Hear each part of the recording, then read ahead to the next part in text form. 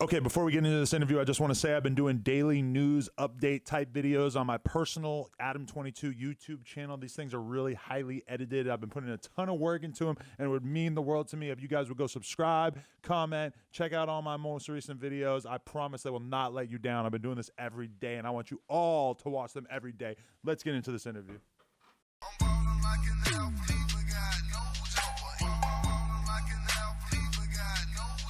Talk to me, don't. Oh, wow. That sounds better than some studios I've been to. It's nice, right? It's crispy. Yeah. Yeah, No Jumper, coolest podcast in the world. We got motherfucking Dax on here today. How you Talk living? to me. I got to say my intro. Let's hear it. It's your boy Dax, and we back at it like a bad habit. If you want something better, go grab it. And today, baby, me and No Jumper finna make a big play. Come on. You sound like you're doing like radio in Atlanta. Yeah, something like that. Something like that. Hell yeah. And you're like 50 years old. Like you've just been at it for a long ass time. Yeah, 20 years. That was smooth. Thank you. Damn, crazy. All right, so man, tell me about yourself. Where are you from? So I'm originally from Ottawa, Canada. Wow. The capital of Right. the whole country. Not people think it's Toronto, but it's really Ottawa. But I was born in Newfoundland, St. John's, Newfoundland, Wow. which is like a fish. Right. How long did you live out there? Was that So just I when you were lived really young? out there until I grew my first tooth. Really? So like a couple months, and then we moved to Ottawa, the capital. Okay. And then how long were you out there? Ottawa till I was 18. Okay. And then you just decided you wanted to move out here, or how did that work? So what happened was this: I was a basketball player up until Right. May. I just graduated in May, but I knew I wanted to leave Ottawa and play basketball in the U.S. from like 7th grade. So I met a illegal Bohemian immigrant at a bus stop, 12th grade year after I chose not to apply because I only wanted to play in the U.S. Mm-hmm. He sent an iPad game to Coach Kyle Lindstead in Wichita, Kansas at Sunrise Christian University. They saw the iPad, flew me out, tried out, made the team. So went to that prep school, then went junior college 1 year in Casper, Wyoming, Division I in Missoula, Montana, then got kicked out and went to D2 in Newman University in Wichita, Kansas. So I kicked out why? Just wasn't working out. A lot of different miscellaneous things. You were robbing people's apartments and shit? Don't, You were in the dorms? No. I was definitely in the dorms, but just a lot of different things didn't work out. Then I ended up going D2 where I just finished in May. Okay. And so you've been working on your rap career all along this time, right? No, so I started writing poetry and doing motivational speaking 2.5 years ago, my junior year. Okay. I heard a song by They. It was crazy. I was at an undisclosed location yesterday, and I saw the producer for They. That was the song I listened to that inspired me to write my first poem. Okay. Wrote that poem on a bus to a game, showed it to a teammate, and they were like, "Damn, that's deep as fuck, Daniel," because that's my real name. And then that poem turned into just poetry, and then people basically forced me to start making music. So was it a while before you like made the connection? Like, shit, I'm writing this poetry. I might as well start rapping it. Exactly. Yeah. So I was writing the poetry, and all the poetry rhymed. So people were like, "Man, you might as well just make music, and it's a lot cooler." What were you doing with the poetry though? Were you involved in like the poetry shop scene, workshop Oh yeah, type I used shit? to like watch Button Poetry religiously. Okay. Prince EA. Oh, so there's a lot of YouTubers who are doing the poetry thing? Yeah, I didn't know I went to spoken word poetry events, Right. and I was just making poetry, motivational poetry, pretty much. It's kind of crazy because I've been to like the poetry spot on Fairfax with my girl and like just watched what it's like, and it's like it's kind of like the rap world, but they're like just not talking about the kind of things that people talk about in the rap world See, at all. I wanted to be the Drake of poetry. So me and Thad, who's been filming my videos from the beginning in Wichita, Kansas, we used to make poetry music videos. I still have 10 saved up. Okay. That once I get really big, I can like release and it won't be like corny. Right. Yeah. Wow. So were you like, so everybody in that world starts telling you like, no, you need to start rapping. Everyone that was watching my family, I don't want to say fans, my family at that time was like, "Bro, man, you're rhyming all these words. You might as well just rap." Right. And had you ever thought of yourself like that before? No, I remember I used to tell Thad like, "Dawg, bro, I'm not trying to be a rapper. I do not want to be a rapper." Because there's a lot that comes with that. Oh man, a lot of just There's a lot of expectations, a lot of assumptions, a lot of people forcing you to do things that like you're not, that you probably don't want to do, but like you have to uphold that image, and then you're just fucked mentally. Yeah, it's a weird thing. There's a lot of money spent on hair dye, a lot of jewelry, a lot of Gucci. I didn't spend nothing on this stuff. No? Nah. Why? You came up on a truck full of hair dye or some shit? It's a long story, man. I had someone dyed it for me first, and after it's been like 8 months since I dyed it. Really? Yeah, it just sort of holds. Oh, that's pretty badass. Yeah. How long are you gonna let those things get? I actually trim them periodically. Oh, okay. So this is the desired length. So I got past the desired length about a year ago. Oh, okay. And this is just what I have to deal with. Just working with it. Yeah. I mean, shit. It's almost like DJ Academics' colors that he uses when he does his fake rapper persona. Did you see the ass jiggle video of him? Oh, was that actually him? No, it wasn't. But that was one of the best things ever in the history of the internet. I felt violated watching the video though. 'Cause I was like, wait. It's weird because I watched it enough times that like now when I think about it, it's like obviously this dude just knew that the camera was filming and that he was gonna do this, so but he it's just still shook it. was so funny, bro. Fucked up. It looked way too much like him. All right, so wait, you decide, fuck poetry. I'm getting in the rap game. How do you proceed? Because like when I think of you as this sort of like YouTube mastermind. So how do I proceed? So I started off basically. Dax provides a service initially of motivation. That's my service. People need to be motivated. So boom, he's providing this service. Then the people he provides this service to are now pushing him to make music. So it's no like, oh, just another rapper. It's more like, we want you to do it so bad. Right. So now I just bring them with me to this new realm. And they're just like constantly pushing me as I continue to stay in contact with them. Like I've been talking to some of the same like family since like for 2 years. I'll see Gauge Kelly, Gaugekely pop on my Snapchat, and I open it because I know he started talking to me when I started my poetry shit. So it's like he's probably spread my shit to like thousands of people, just him. So those are the people that have like pushed me up to now where I'm at. So you're basically saying that you're very serious about making sure that your fans feel like they have a personal connection with you? Yeah, like my initial goal was to put something into the world that would last forever because I'm like fascinated by mummies. Like niggas would wrap themselves in paper because they wanted to live forever. And I was like, why? I was like, damn, I want to live forever. And the only way to live forever is to create something so powerful, so influential, so essential to the culture that people talk about after you die. Exactly. When you think about like almost everybody you know who's like 70 or 80 years old, the stuff that they did in their 20s or 30s is already like culturally irrelevant unless they're one of the most important people in the field. Wow. I didn't even think about wow. It's tough to make an impact that'll last beyond you. Yeah. And that's exactly like that's a better explained mindset that I had right there. Right. So wait, did you already have a fan base like online when you were just doing the poetry thing? That Yeah, you were I had a bringing nice along? poetry, poetry fan. Flowetry. Shout out to her. Hey, Flowetry, Yeah. Yeah. I remember her. That was supposed to happen. So okay, when did you first start to like really go up virally on YouTube, or like what was the first songs you did and like what really took off? So, I used to have these things at school called mental health days, which is like where the day I would take a walk because I just like taking walks because I could like think. Love a walk. It's a good walk, brisk walk, yeah. you know? So I would always walk to the mall. So I'm walking to the mall, and this was the time when Hillary Clinton and Donald Trump were in the election. Going at it. And people kept telling me, yo, my name was Daniel this time because that was my poetry name. They're like, yo, you look like Designer, bro. I'm like, damn, I don't think I do. I think I'm older, so he looks like me. So I was like, damn, he just put out this song called Timmy Turner. So I'm walking to the mall on this mental health day, and I'm like, Hillary Clinton. Lost the Trump and now we tripping. Thank God I got a passport. Couple months I'm going missing, right back to Canada. So I do that, and then I used to record these videos in front of this thing. So I go in front of that video. Security guard, she was trying to kick me out, named Jen. So I make the video, put it up on my Instagram, and people just started going crazy. I was like, damn. So for the next 3 days, I took that video and I DM'd it to World Star, Funny Blacks, and Designer. And I got literally thousands of people to do the same thing. And on the third day, all those 3 pages posted it. Wow. So it went viral on Instagram. Then I called Thad. I'm like, hey, Thad. Last name Swift. Craziest first name, last name in the game. Thad Note to Swift. self, I got to check out Funny Blacks on Instagram. Funny I've never Blacks. heard of that. Funny Blacks, That's huge a good page. name. So I called Thad, and at this time he's like 17 or 18. He's in high school. I'm like, bro, you got to skip class. I'm about to skip basketball practice. We got to make this music video for Hillary Clinton. We make the music video. Wait, so they posted it before you did the Before video? I did the video. Well, that says a lot. Okay. As soon as they posted it, the day after I called Thad, we got to make this music video now. Boom, he skips class. I skip practice. I say I'm going to immigration. Make the music video. That was my first like spike. You got posted everywhere? So I had no YouTube following at this time, but everyone was searching Trump and Hilly. Right. So as soon as I put that on YouTube, I grew like 25,000 followers. Wow. In like a month or something like that. That's smart that you just like had that foresight right from the beginning to talk about something super topical at the time. Because it's like all these hip hop pages and stuff, they want to post like political content to a certain extent, but then it's kind of like what is the stuff that'll actually like appeal to their audience? So, exactly. So that was my first dabble in like going like viral, and then the Cash Me Outside shit happened. So that came out right afterwards? That came out like 2 songs after that. Right. And was she ever upset about the fact that you put her name in the title and shit?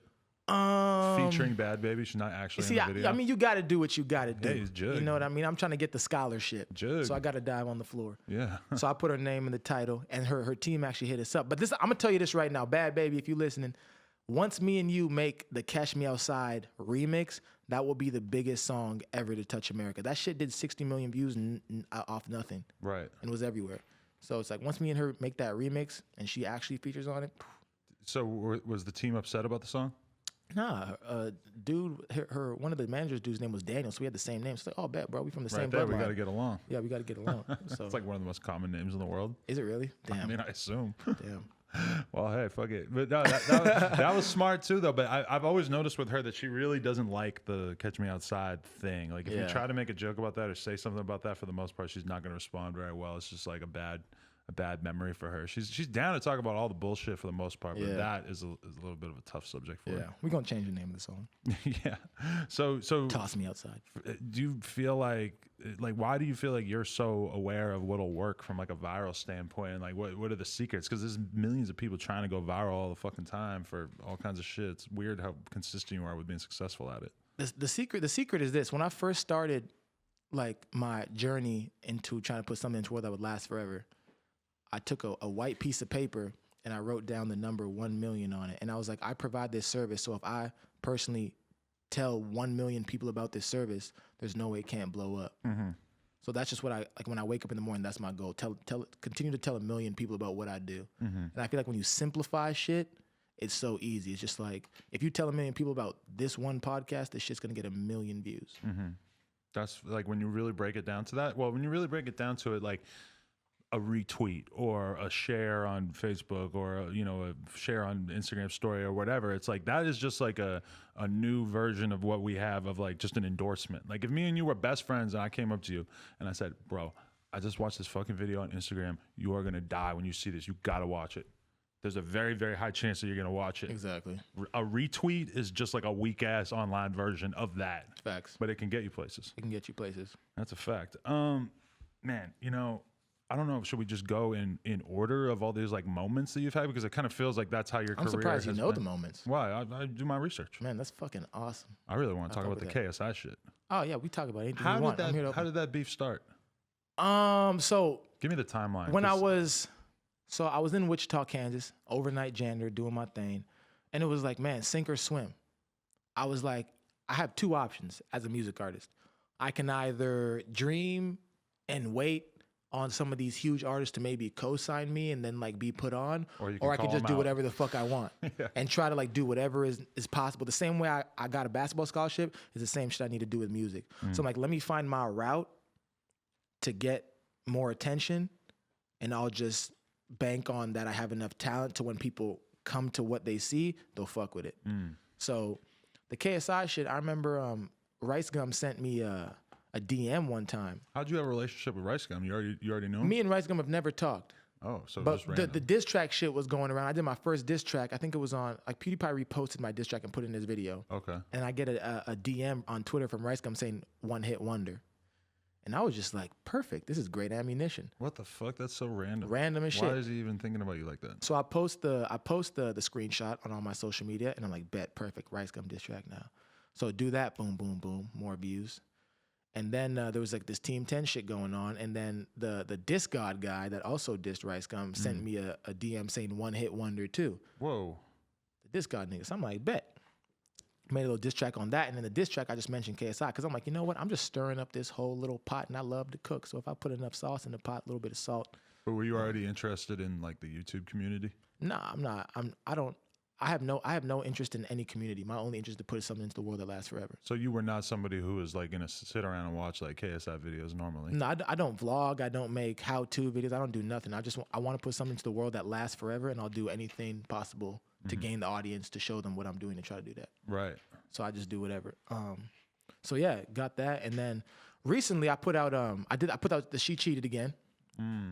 I put that out, and then one day a kid sends me a video of KSI in a vlog or what, I don't know what they do. They sit down at a table and shit, and then he was talking about me, and I was like, oh wow, this is great.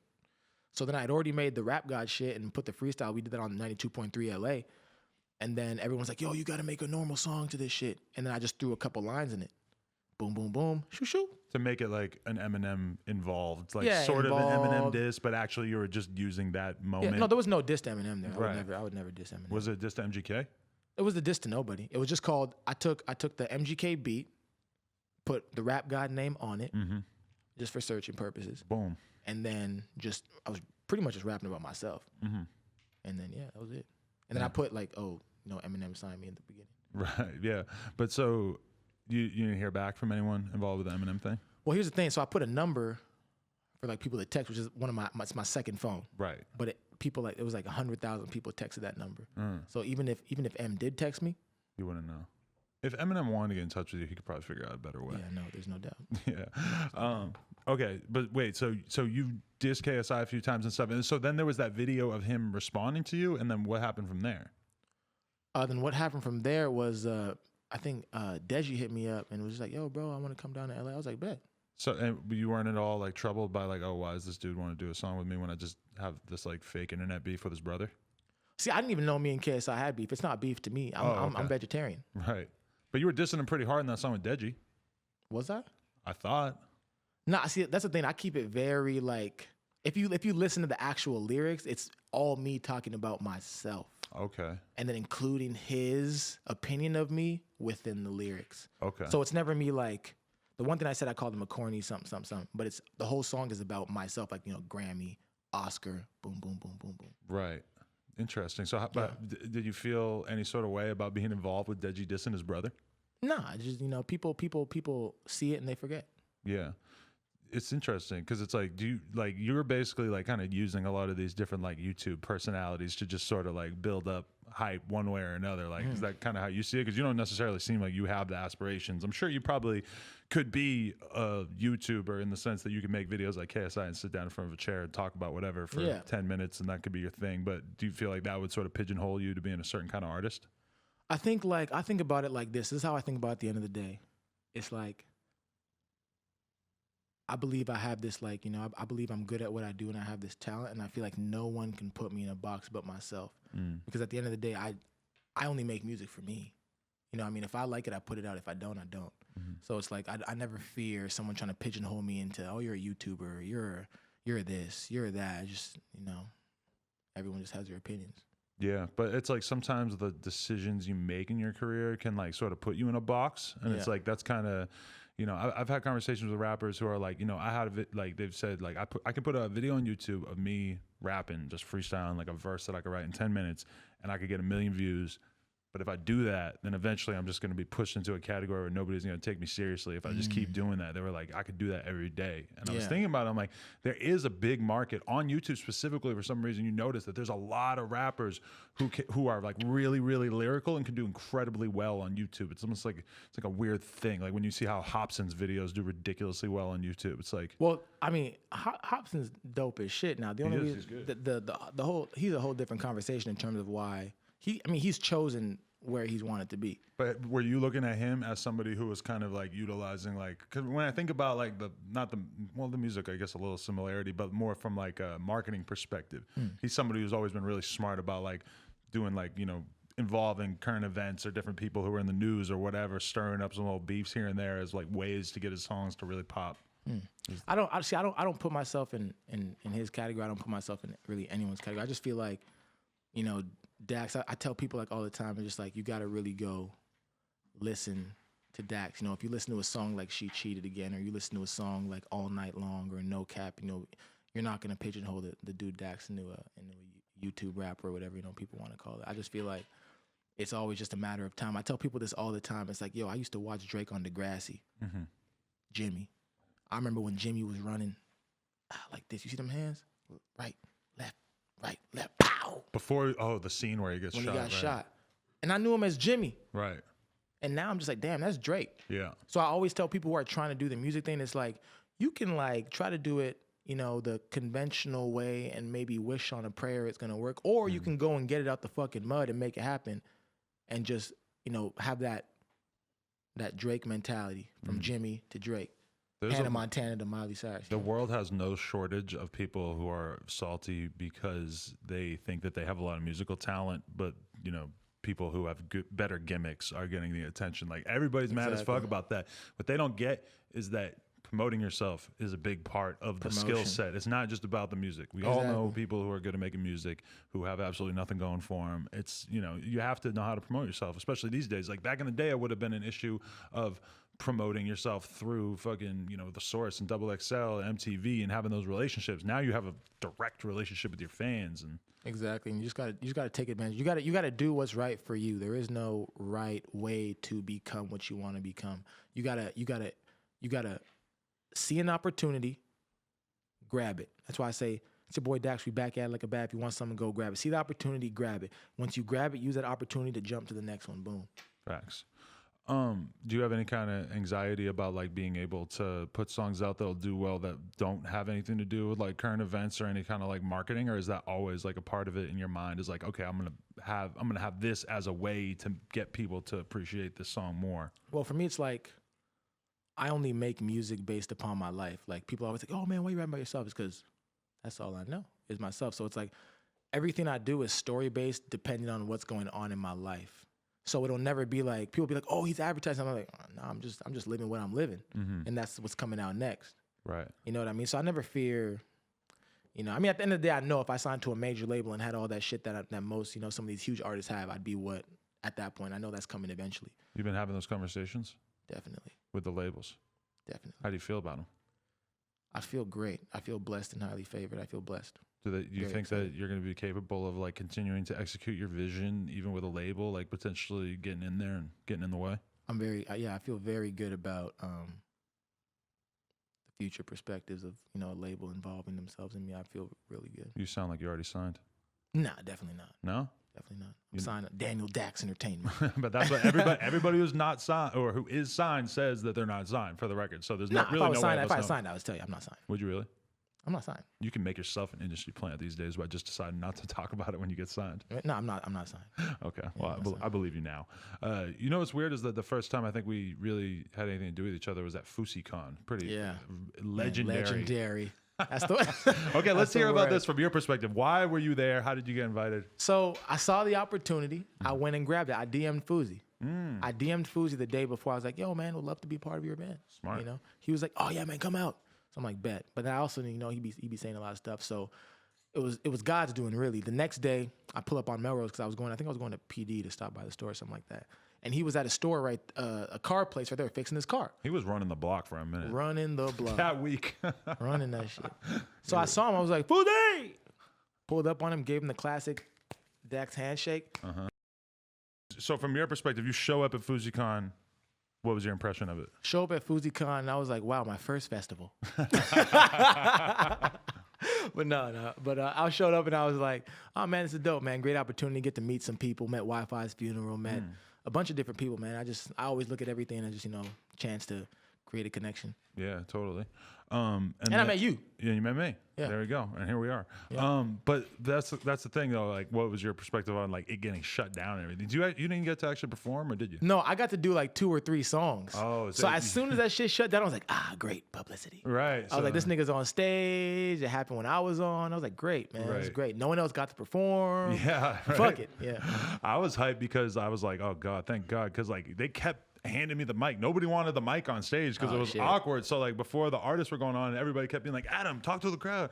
I'm like, how am I gonna keep talking to him? What the fuck am I talking about, bro? I got no idea what I'm talking about. I think DC the Don went on. He killed it. He did. I don't know if I went on after him or. Yeah, I think you were right after him. Okay, yeah. And then Lit Poppy went out. Or hey, I saw him at the club the other day. Really? Yeah. He was at I was at Damn, it's actually a Spanish night tonight back at I wish I knew the name right now. I don't, but I saw him there. You be pulling up at Spanish nights at clubs? Oh yeah, I'm like 0.01% Mexican. Really? And so you dance and everything? Oh yeah, I got all Really? that. Nice. That actually sounds pretty fun. Yeah, it's wild, man. Yo, I'm trying to get into the fucking merengue scene, or whatever the fuck you call it. Merengue. No, I've been to a Dominican club back in the day in New York with these man. girls, and we were getting wasted as fuck in this club dancing. It was just like, when I think about it now, I'm like, man, I feel so weird now. Hey, they could drink an ocean, dog. Oh, we drank an ocean. Yeah, that's a fact. For real. Okay. So what? I gotta ask this. What is yourworthy.org? I don't know many people with URLs tattooed on their hand. Yourworthit.org is a nonprofit organization I started that is spreading the importance of self-worth and repetition. So basically, I believe that. So I actually picked up my mom from the airport. So is this something you started? Yeah, I started this shit. Okay.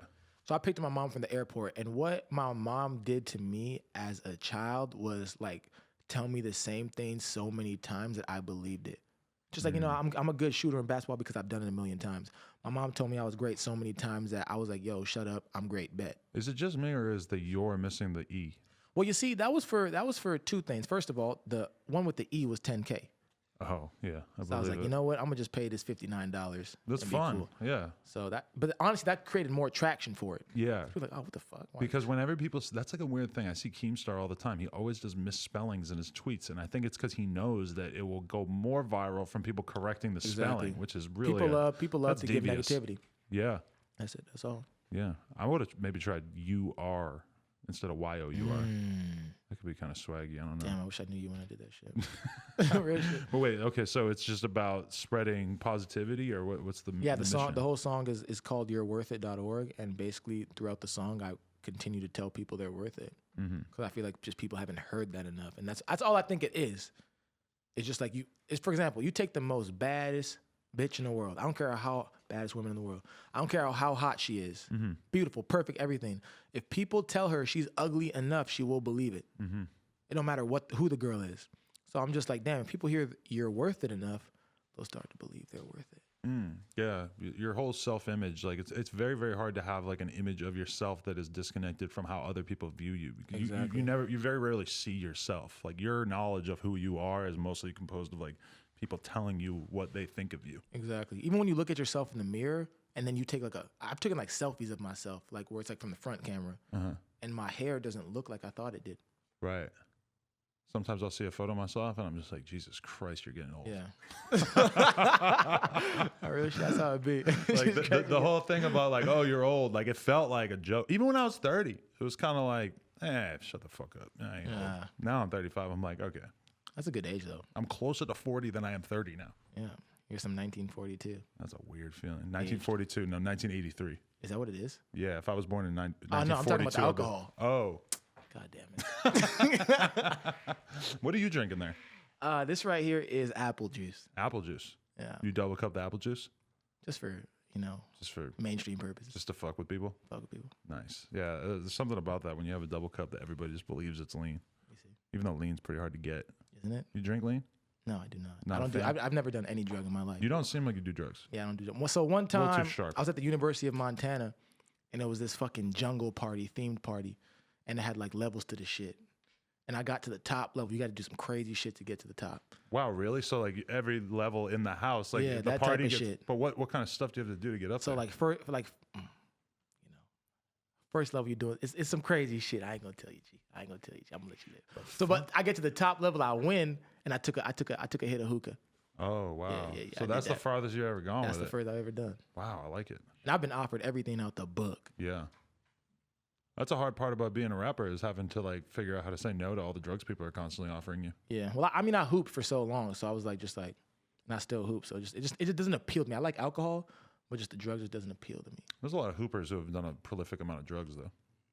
Not that it helped or anything. Yeah. But no, that's good. But in terms of alcohol, what you get loaded when you do drink, or you keep it pretty chill, or what? No, I say, man. So when I was a sophomore, that's when Chief Keef's "I Hate Me," and so right.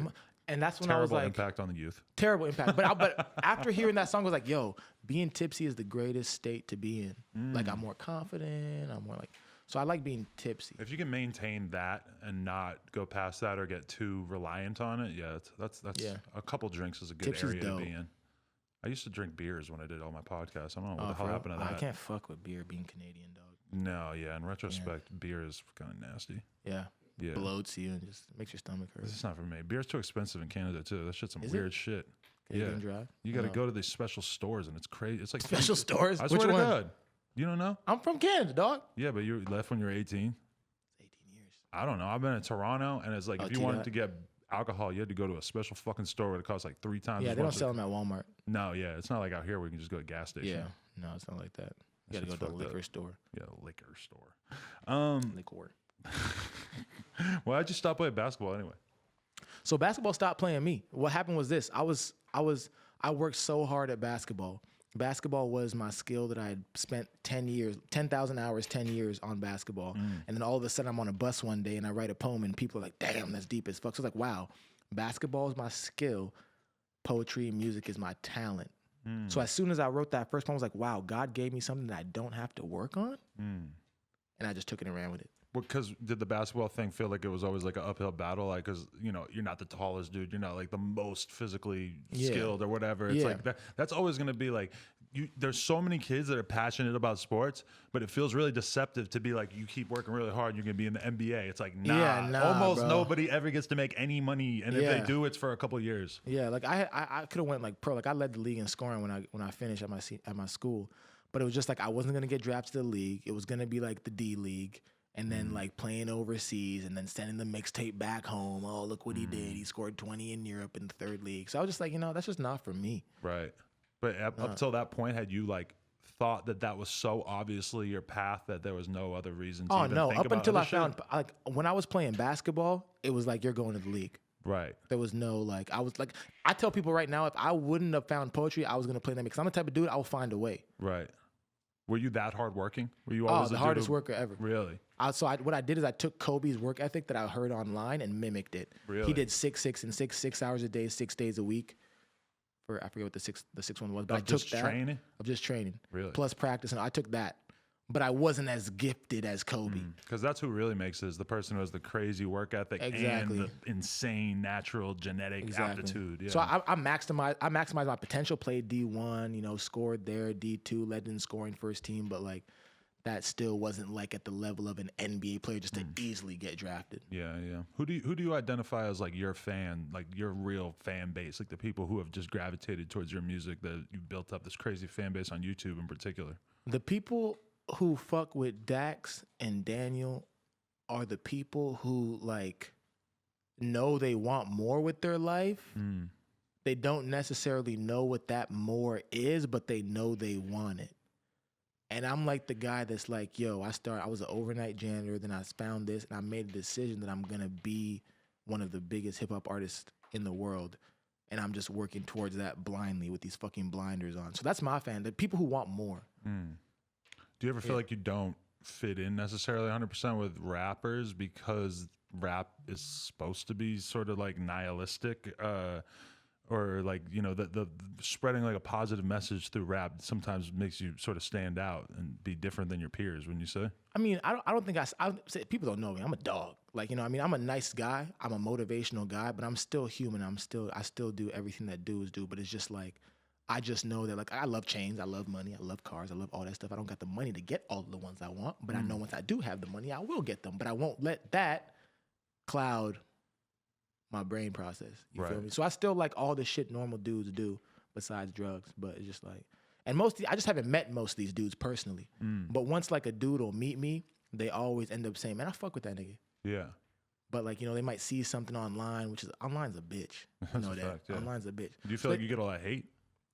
Nah, my shit's all positivity. Really, Right. I go through my comments a lot. I like all people's comments. I get a lot of positivity. Yeah, no, definitely. I was like just talking to the backpack kid, and he was telling me how it just feels like he gets all negativity now. I'm like, bro, it's because you're too big now. Like, Yeah, he get puberty. When he had like 150K or whatever, I bet it That's was my all guy, though. love Yeah. because that's kind of like before the problem kicks in once everybody knows about you, including people who don't give a fuck about you. You're in a good situation because most of the people who know about you are people who fuck with you. Yeah, I still don't know his real name, but I fuck with him. We always see each other. It's Russell.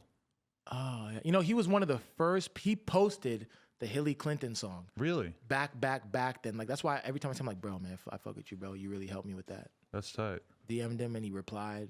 The kid was like 13, 14 at the time. Posted it, dancing to it. Shit helped. Wow, that's badass. Yeah. Damn. How do you feel about Black Santa? That's me. But that's also shout out to Baron Davis, who created that whole brand. So I played in the Black Santa Celebrity All-Star game, and that's what sparked that idea. Really? Yeah. There's an all-star game based around Black Santa. Black Santa. Baron Davis created this dope-ass movement with Black Santa and everything. Shout out to him for that. I hope he sees this. Wow, I didn't know that. And then, and that sparked that idea. That's badass. Even wore the T-shirt in the music video. Yeah, that was funny. I seen it. You dressed up as a Black Santa with vodka bottles all over you. I did. That was tight. Are you really vegan and celibate right now? No. That was a joke. That was a joke. I said like I'd been like on like 2 tours of war. I was celibate. You know? Okay. So I don't think I finished reading the caption. I saw vegan and celibate. Yeah, I'm like, well, I gotta ask about that. So many people have asked me about that. It's crazy. Are you vegan? Hell no. No. Okay. To be honest, I was vegan for like 3 years when I was in high school. Wow. Yeah. How'd you feel? Like shit. Damn. I mean, I might have thought I felt all right at the time, but like, you know, I was riding BMX bikes like all the time. Really? And I was really trying to eat good and stuff. And then like, but I just noticed that my like recovery time was horrible. I'd go out riding for 8 hours and then I'd like 2 or 3 days. 8 hours? Well, that's like when I was a kid, we would just ride every day, all day, you know, but then like, I would just notice that my recovery time was terrible. Like I would just be super sore after, and I started eating fucking chicken and fish and then my favorite food is rice. Rice is cool. I like to stay away from the carbs for the most part. You have a very low body fat percentage, so you'll probably be all right. But myself personally, rice is kind of the devil. Really? Yeah. I've just recently started to really like sushi. Sushi is like the California roll. Sushi in general, I love. Yeah, that's like sometimes when I think about it, I'm like, man, I order like $80 worth of sushi sometimes at like 2 o'clock in the morning. Yeah. Damn. That's all for you? Me and my girl, maybe she might have like 15% of it. Okay, 15%. Realistically, I mean, she has like really good self-control about eating. Like she'll like eat the amount that she actually wants. I will eat everything that everybody else did. They say your eyes eat more than your stomach or your mouth. Yeah, I'm a huge victim of that, man. I just eat whatever is there. I'm eating it. Wow. Yeah. How's your diet though? I just recently stopped eating fast food. I think moving out to LA does that to you. I did grocery 2 weeks ago, and I've been living off that grocery. And my mom just came in, so she's about to cook up some rice and some fufu because she's from Nigeria. So having your mom around, that's exciting or what? Oh man, it's great. Last time I saw her was when I graduated, but she's back here now. It's been 8 months since then. So it's always good. It's like she always like brings me back to earth.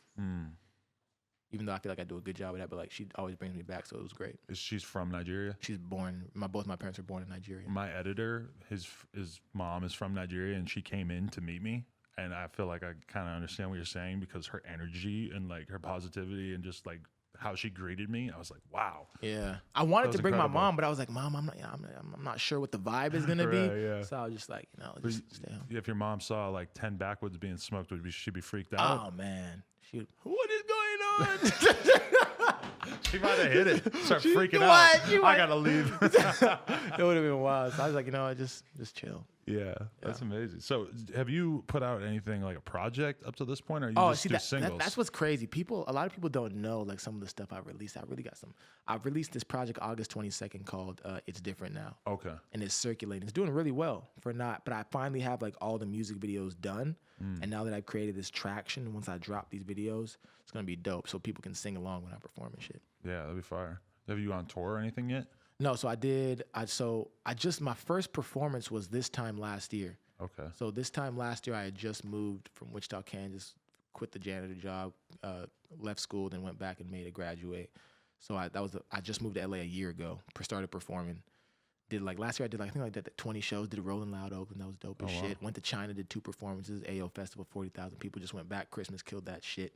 So this year is really just like, that shit was a warm-up. 2018 was a warm-up year for a nigga. So 2019 is really just like, man, really step into that artist role. Yeah. Damn, that's crazy. This is going to be a big year for sure. Yes, sir. What life experience did you gain from being a janitor? Did you not like it?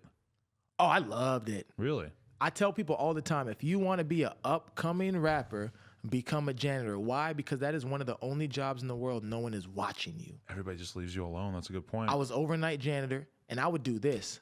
I put my basketball shorts on, my sneakers. Oh, overnight too. That's overnight, great. Yeah. overnight, and I would run through my job. So it was an 8-hour job overnight in the summer. I would finish it in like 30 minutes to 45. So then after I finished, I would just be working on my music shit for the rest of the time. Wow, that's amazing. And no one's watching me. Right. No, I used to work at this old folks home, but the problem was that it was like during the day. This was when I was like 16. I worked there for a summer, but it was like, you know, I could sleep in the stairwell. I could like duck away and like read a book, sit around. Like, you know, if I had a phone at the time, that's definitely what I would have been doing. But yeah, overnight would be fire because realistically, it's like if they give you 8 hours of work, like you got old people are asleep and you just chilling. I was just chilling. I was loving work. As long as shit's clean. Yeah, exactly. Damn, that actually makes it sound old folks pretty home. good. I heard that's one of the most like fucked up places to work. I heard they just be fucking. The old people are fucking? You haven't. I wasn't privy to it if they were. Oh, okay. I know. I've had a bunch of people I know and worked at old folks. I heard they're just like crazy, raunchy, just ridiculous. Wow, really? Yeah. That wasn't really the energy I was picking up on, but shit, I believe it, I guess. Where was yours in Mississippi? This is back in New Hampshire where I'm from. That's why. But you know what was funny is that the ladies who worked in the office room or whatever the fuck it was who were in charge of it, they were like nuns. They were dressed as nuns, but technically they were nuns. And one time I heard them talking shit about me and talking about how their sons were so much more well behaved than me and how they had seen me sleeping in fucking in the stairwell and shit. That's wild.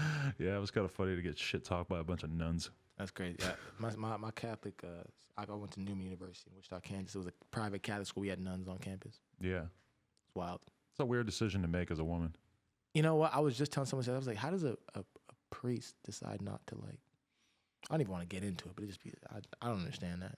Yeah. And does being a priest turn you into a child molester, or is it just that child molesters are more likely to go become priests? Man, that's just a question I can't answer. Yeah, I don't know. I have no idea. It's a weird thing. Not that all priests are. Okay. Yeah, some good ones. You know what I mean. Did your car really blow up at McDonald's? It really did. So I bought so I haven't even had a license for 2 years. I've had a license for a year and 2 months now. Okay. So I bought my first car about a year and 2 months ago. Shit. So I've been driving now. I bring it out here. It was a Dodge Charger. I bought it from one of my teammates' girlfriend's stepdad in Wichita, Kansas. Bought it in cash. I'm like, damn, I got a Charger. So I bring it out here, a 22-hour drive from Kansas. I'm in a McDonald's drive-thru one day, and I'm just on the phone ordering McDouble, McChicken, 2 small fries, and an apple pie. That sounds pretty, sorry, pretty 1 small close to fry, what 2 I apple get. pies. Say it again.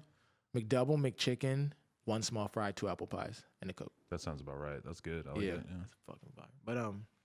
But not anymore. I look to the right. Fast food. Yeah, we off that. I look to the right, and my shit's steaming, and I'm like, damn. So then within like 15 seconds, it shoots up. I hop out the car. I'm like, yo, back up, back up, back up, back up, back up. It blows up. The whole sign gets lit on fire and everything. Everyone pulls up, fucking 911, firemen. They're just like, it was leaking, apparently. Oh. And they said it was a matter of time. They're like, you were lucky you weren't on the highway driving when this happened. Right. And that you were just like stationary. Yeah. But you got unscathed. Was the car totally destroyed? Yeah, the car was like done. You lose any of your valuables in the car? Nah, luckily I don't keep a lot of shit in my car. See, I was thinking about that. If my car was starting to explode, I would probably still go for my backpack in the trunk, and that probably would be the reason why I would die. You know what? There might have been a backpack. I need that laptop. Yeah, I don't bring nothing in the car. Just I got a charger in there. I got my phone, wallet, it's in my pocket, and then I'm good to go. Yeah. Well, there you go. So was that strange for the McDonald's employees? Yeah, like my first thing was I was like, what's my insurance gonna say? And I had full insurance, so I was lucky. Because literally that day, I just moved from Kansas, so State Farm's insurance from California called me like, your insurance is from Kansas, you have to switch. And they're like, and I couldn't afford the full insurance at that time, so I was about to switch to like partial insurance. But then someone called me, and I was like, yo, can I call you back? So I was lucky, I was about to switch right there to partial, but because I had to call someone else, I still had full. Wow. Which covered everything. That is lucky as hell. Yeah, it was crazy. Crazy. What else do we not know about you, or what else do we need to discuss? Man, I can go through hella shit. What don't y'all know about Dax? Dax is 6'2", chocolate drizzle male. My favorite snack is string cheese. I enjoy long walks on concrete. I don't text often. If you're trying to hit me, FaceTime me. My favorite color is green. What's your love life like? Right now, Yeah. Because non-existent. it kind of sounds like you're writing a Tinder bio right now, and you're like Doesn't long it? walks on the concrete. I got a I'm like, you Tinder. sound pretty well rehearsed in terms Hey, of. Oh, Tinder you is do a have one. Wow. yeah. Tinder is a great place to find new build my following. Yeah, I had Tinder before I got a long-term girlfriend, and when I think about it, it's like I wonder what Tinder with clout would be like. Man, it's great. That's great. I missed out. It's great. But I don't be like meeting up with people on there like that. But it's just like, it's the same way I reply to people on Instagram. It's like Tinder is all females, build my female fan base. So why not connect with people on Tinder and have conversations? Why not have it on men and Dax women? likes men. So, That could be part of your whole image, though. It's like, I'm not gay, but I do want you to listen to my mixtape. yeah, no, I support everybody, man. If you do what you want. Definitely. If it's long, it's long. If it's not, it's not. Yeah. Tinder. Tinder, man. Follow me on Tinder if you want to hear my new tape. My new tape. New tape dropping on Tinder. Oh, man. Shit. What else should we talk about? This seems like it's pretty good. Yeah, no, 45 minutes of real, That was 45? real chat, real Damn. talk, and a pee break. Yeah, no. It's fucking lit. Who do you listen to these days? Tell you what, man. I always listen to Drake. I actually met Drake the other day. That shit was lit. Where? At a party on Really? New Year's. I gotta go to more parties. It was lit. Met him. That was a great experience, man. It's dope meeting someone I've been listening to for that long. Right. That was lit. LeBron was there too, so that was lit. Crazy. Listen to Drake. I listen to Lil Baby. Listen to Travis Scott. Listen to Russ. Listen to I listen to Gunna. I listen to Future. I listen to Juice WRLD and Trippie. I listen to Goth Baby. Goth Baby. Yeah. She's up next. She's up next. Yeah. I see those things. You see me in her video? I did. That's I've been in places with Goth Baby too, so I can I see the Okay. and like them and Hitway production and shit like that. Goth Baby, I'm in the video and I'm wearing this weird pink sweater. And I don't know what was going on. You want to know what's funny? Why I went that day is because somebody texted me. They go, "Yo, there's a video shoot you should pull up to. It's Trippie, Lil Xan, and Lil Baby." And I'm like, "Oh damn! Like I want to meet Lil Baby. I gotta get an interview with him." Blah blah blah. So I pull up and then it's Goth Baby, not Lil Baby. You see, maybe I studied you more than you studied me. Oh, so you already knew that? Because I said that in the vlog. I always feel like rappers and shit don't watch my actual vlogs. It's some I'll weird be shit. watching, man. You got to watch what you want to be a part of. That's true. Yeah. You feel me? Feel you. Who else do I listen to? That's why I watch Cops. One day I'm gonna be a criminal. Really? I thought you said one day you're gonna be a cop. One day I'm gonna be in jail. I know a cop, but I know a cop. yeah. Dax, You don't want to admit that. They're gonna say you're a snitch. Nah, I'm joking. I don't know a cop. You don't know him like that. One of my personas is actually a cop. Really? So it's dope. It's dope as shit. I was thinking about coming up with like a costume, like character to sort of do on camera sometimes. Oh, for real? Yeah, I don't know what I want to do, but I don't know about that. I'm sort of pigeonholed with this beard though. It's like I'm gonna be sort of. I don't remember you having this shit. Nah, this is some new shit. But no, what I want to say, man, this shit's dope as fuck. Honestly, I don't know how the fuck you got so good at that shit. I was watching some videos now. Trial and error, man. Repetition. NoJumper.com. That shit. Now I might get one soon. Honestly. You know, we got you. We'll hook it up. Oh, I bet. I believe in you. Actually, I mean, you're a basketball player, so you're gonna have that skill set. Like Dennis Rodman. Wow. Right away, got it. And no, honestly, real shit. I appreciate you for bringing me on, man. Oh, my pleasure. I tell you, my goal is like just to just fuck with everyone and just do all these cool ass things. Like, this is fun as fuck. So I'm just happy to be here. Oh, yeah, I'm definitely happy to be part of the growth. How many YouTube subscribers you got now? I hit 1 million. Damn, there The you last go. 2 months, I grew like 600,000. Crazy. Dropping music videos on YouTube is the key to getting hella subscribers. I noticed that when I see that Lyrical Lemonade has like 7 million. Damn. It's at 7 million? Yeah, crazy. I'm trying to do a video with Cole Bennett, man. That motherfucker's culture pusher. I love that shit, man. Yeah, he's just out here playing football with Blueface right now. I saw that. Me You and a Blueface fan? Hell yeah. Me and Blueface is boys. We met once. Nice. She was cool. Bob. I fuck with him, man. And the music's dope. That's the thing. Like the music's dope. Anybody who has enough personality to turn into a catchy like ad lib, it's a good sign. Yeah. And people don't understand the skill of rapping around the beat. To be able he raps, like there's some songs where he raps around the beat and not on it. It's crazy because there's a lot of dudes in LA and shit or in the Bay as well who like sort of have like a similar like flow thing going on with the Blueface thing, which is I guess like why it doesn't seem that crazy to me. But I feel like Blueface is like the face of that flow or that like style that's sort of being scattered all over the track. Because like a lot of the reasons why people love Blueface is the same reason why I love Draco the Ruler. He just raps all over the beat, weird as fuck, but he just manages to make it work. Exactly. You never know what you're getting. Yeah. So what you got coming up that we gotta keep an eye out for? Man, so dropping a bunch of cool ass, like I got this one concept shit that's going down right now. It's called shit I can't even say, but it's basically about I went through this thing the other day, and it was like a close like situation, and it's basically made me think about this question right here. You talking about the car blowing up at the McDonald's? No, that was months ago. Oh, okay. I got the situation I can't speak on, but so think about this question right here. What would your last words be if someone put a gun to your head and said you had 2 minutes before they shoot? Free 6ix9ine. Damn.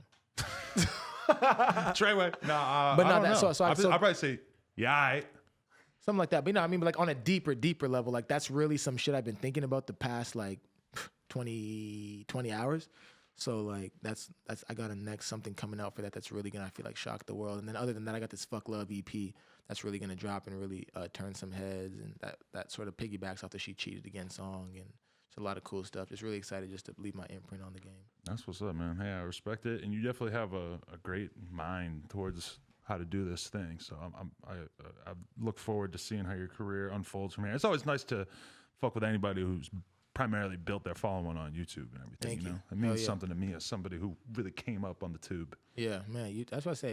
It's a platform. It's like I tell people, like people get caught up in SoundCloud rap or YouTube rap or this and that. You got to build your platform how you got to build it. And this is what I'm gonna say this shit on the show right now. Fans are fans. This term clout chaser is like killing kids' dreams. Like all a clout chaser is someone who is gonna do anything and everything to make their dream happen. I put this shit on my IG. It was like, yo, that's like me when I was trying to get a Division I basketball scholarship, and I knew fucking Syracuse and whatever in the building. I dove on every loose ball. Does that make me a clout chaser? No. I got a family to feed. I got to retire my parents. So don't be scared of this word clout chaser. Do what you got to do to get what you got to get. Because not everybody has someone co-signing them. Not everybody has a big ass backer. Not everyone's rich. So you just got to do what you got to do. I was broke. I was a janitor. So I did what I had to do to now be able to sit with you on like No Jumper. You ever see like when they have like the old tweets from Kendrick Lamar where he was like, yo, I'm trying to hit 4,000 followers, blah, blah, blah. It's like crazy. Motherfuckers are only cool as fuck once they are already cool as fuck. Like, exactly. You know, when you're smaller in your career, you got to fight for every fucking fan, bro. That's what I'm saying. In goddamn 2019, we're turning the word clout chaser to a positive term. I'm chasing after the clout. I had like 4,000 kids DM me saying I'm a fucking clout chaser. I like that. Because I said, everyone tell me you're a clout chaser and that you're going to do whatever it takes to chase your dreams. I had 4,000 kids. We chasing clout all 2019. All 2019. I'm down, bro. Bet. Clout chasers, it's happening. Dax. It's Dax! No Jumper. Coolest podcast in the world. Check us out on YouTube, SoundCloud, iTunes. Subscribe to his channel.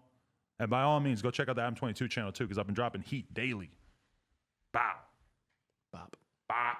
Ballin' like an alpha, got no joy. I'm ballin' like an alpha, got no joy.